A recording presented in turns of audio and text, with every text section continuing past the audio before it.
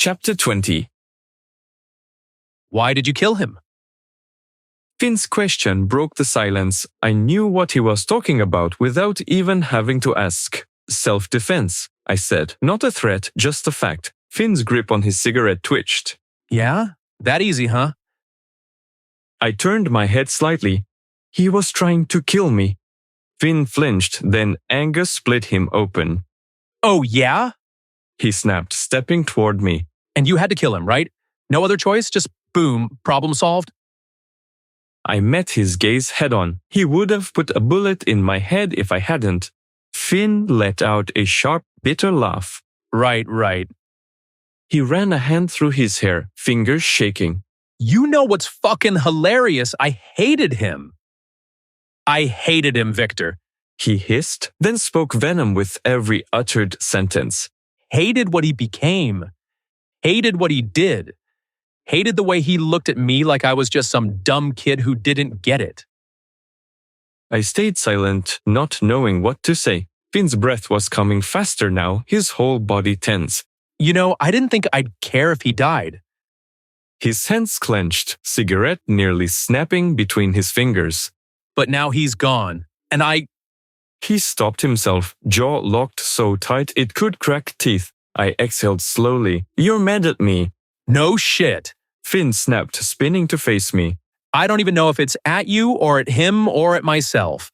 But yeah, I'm more than a little mad. I nodded. I get it. Finn scoffed. No, you don't. I do in some ways. More than you know. He stared at me like he wasn't sure if he wanted to try to believe me or throw a punch. I told myself I wouldn't care if my father disappeared one day when I was a kid, I confessed. That if he drank himself to death, it wouldn't matter to me. But when it happened, I began dragging a hand down my face. When it happened, I realized I was wrong. I wasn't sad for him. I was sad for me. For what I lost, even if I didn't want it in the first place. I tilted my head. That's what you're feeling, isn't it? Finn inhaled sharply, turning away again, shoulders rising and falling with uneven breaths. This time, his fingers dug into his scalp as he ran a hand through. Maybe, he said under his breath. Silence stretched between us. I didn't push him. Didn't tell him it would be okay, because I wasn't sure it would be. After a while, Finn let out a long, slow breath. You really believe that? That it's not about him, but about me? Yeah. Finn nodded absently. That's fucked up. I huffed a quiet laugh. Yeah. Finn exhaled again. I hate you. He said, but there was no venom behind it.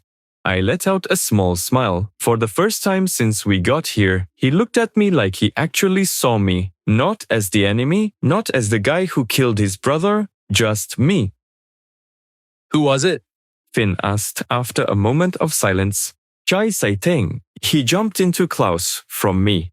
I touched the earring as I remembered that moment of emptiness. That idiot lockpicker? That idiot lockpicker is with me right now. Not cool, man.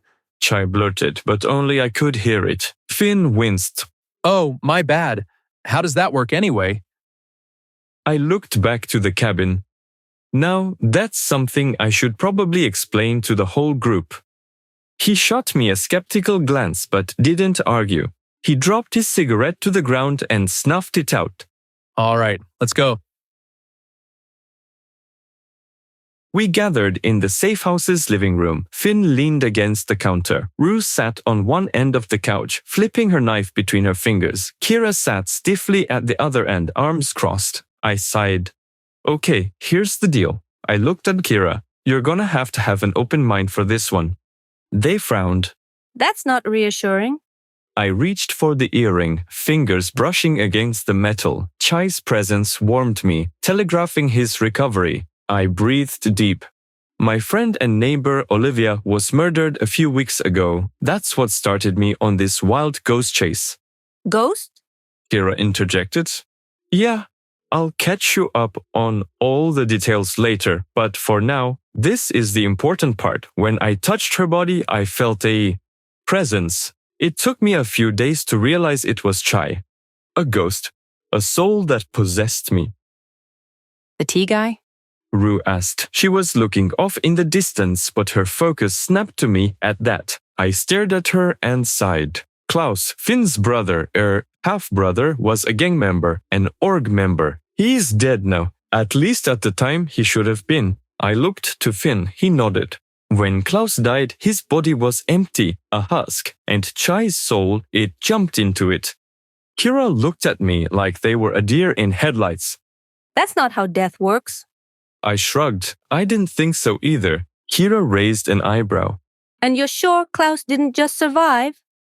I shook my head. It wasn't Klaus anymore, it was Chai.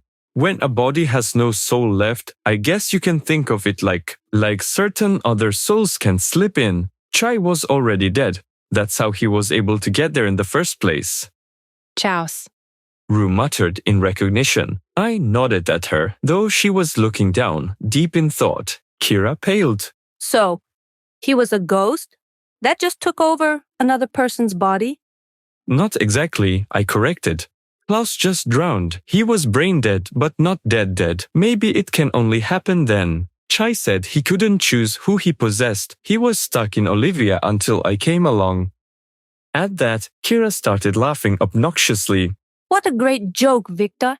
Now are you going to tell me the truth or what? I scowled. I knew they wouldn't believe me. Suspicions in our nature. Rue spoke up then. Listen to him, Kira. It sounds accurate. Finn nodded in agreement. You really believe this? Kira was incredulous. I've seen some weird shit. Was all Rue had to say in response. Finn pressed further. So what happened to Klaus, or Chai, whoever, at the meat locker? Chouse. Rue said with conviction this time. Finn tilted his head as if it would help him hear better. Chouse died again at the meat locker, I fumbled. Then Chai jumped back into me when I touched the body. Finn's expression darkened. Then he let out a sharp laugh. That guy won't just leave you alone, will he? Kira stiffened. You're still possessed? Yes, I shrugged, already reaching for the earring. Viktor, hey, are you even listening? Chai's voice reverberated throughout my head. Prove it.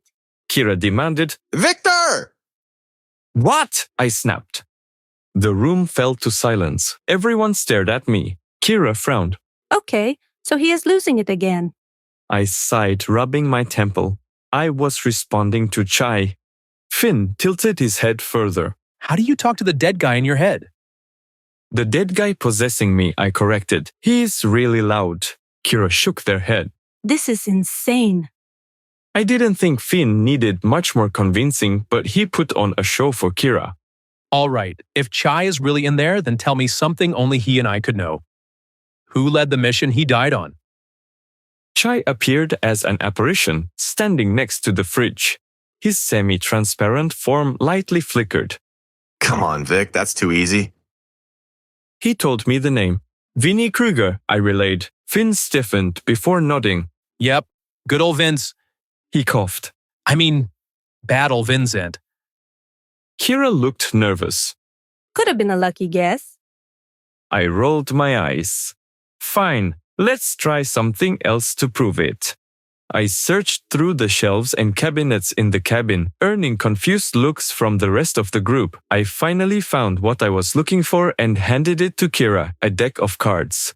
Hold up a card, don't show me. What am I, a party clown? Chai whined, then grinned. He loved this shit. Kira hesitated, then pulled a card from the deck, gripping it between their fingers. I turned my head away for good measure. Chai, standing behind them, was smug. They're holding a 7 of spades. 7 of spades, I repeated to the group. Kira's mouth fell open as they revealed the card.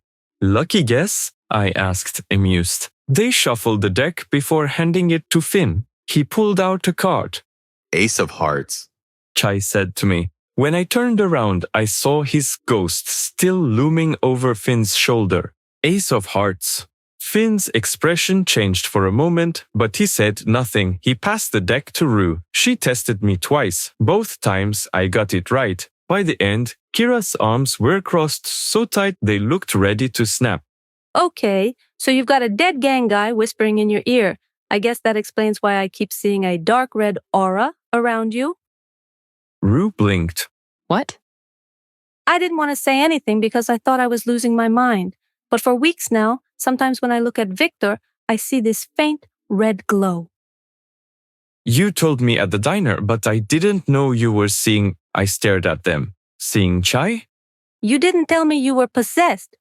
They said, which was a fair point. But I can't see this Chai. Only the aura. You saw Klaus at the diner. Did you see an aura around me or him? No, you didn't have one then, and he looked like a regular funeral director. Finn snorted and Chai's laugh cut through the static. Chai was possessing Klaus's husk then, so it makes sense you wouldn't, I said, not making any sense to myself. You both can see or sense ghosts. Rue looked between me and Kira. Sounds genetic. I felt my stomach twist. Mother. I swallowed hard. She used to talk to things no one else could see. Rue frowned. What do you mean? Our mom would have entire conversations with people who weren't there. She'd laugh, talk, even argue with them. Everyone thought she was crazy. She wasn't. Kira murmured, looking down. She probably had some kind of, ability too. I grew up with a diagnosed psychosis before all of this even happened, I revealed. I got it from Mother. Maybe we both had hallucinations and abilities. Kira nodded slowly. She was probably confused too. Maybe she couldn't tell the difference between the real ghosts and the fake ones. I closed my eyes, nodding, my head stuck in a rhythm. For years I thought my mother was just sick, that whatever she saw wasn't real. But what if part of it was? Maybe Mom had never been just crazy, like how nobody listened to me, maybe nobody ever listened to her. I opened my eyes and looked around the room. Kira had loosened up and was talking to Rue, who barely spoke back. Finn was flipping through the card deck and Chai was over his shoulder looking. Why? I have no idea why Chai does anything. Why did Rue accept this ghost business so easily? She saw me kill Klaus and now she knows it was possession. Finn saw Klaus become not Klaus, so that's enough, I guess. But still, they both have to know more. I'm hungry. What's for dinner? Finn said, pushing off the counter and walking to the fridge. Oh, I forgot about food. Rue joined him in scrounging through the kitchen for something edible. The fire crackled, embers flickering in the cool night air. The sky had turned dusky purple with the last slivers of orange light stretching across the horizon. The scent of burning wood mixed with the smell of cheap hot dogs charring over the open flame. Finn and Rue had found them in the freezer, along with questionably old groceries. Kira had been horrified at the discovery, but Finn had shoved a skewer in their hand anyway, grinning like this was some kind of family camping trip. I was sitting on the edge of my Adirondack chair, absent-mindedly turning a hot dog over the fire. Rue lounged beside me, one leg stretched out, her eyes half-lidded as she stared into the flames. Finn sat across from us, smirking. Kira was eyeing their hot dog like it might kill them. This is disgusting, Kira said, poking it with their finger. It's protein. Finn shot back. Take it or leave it. I'd rather starve. Finn snorted. Your loss.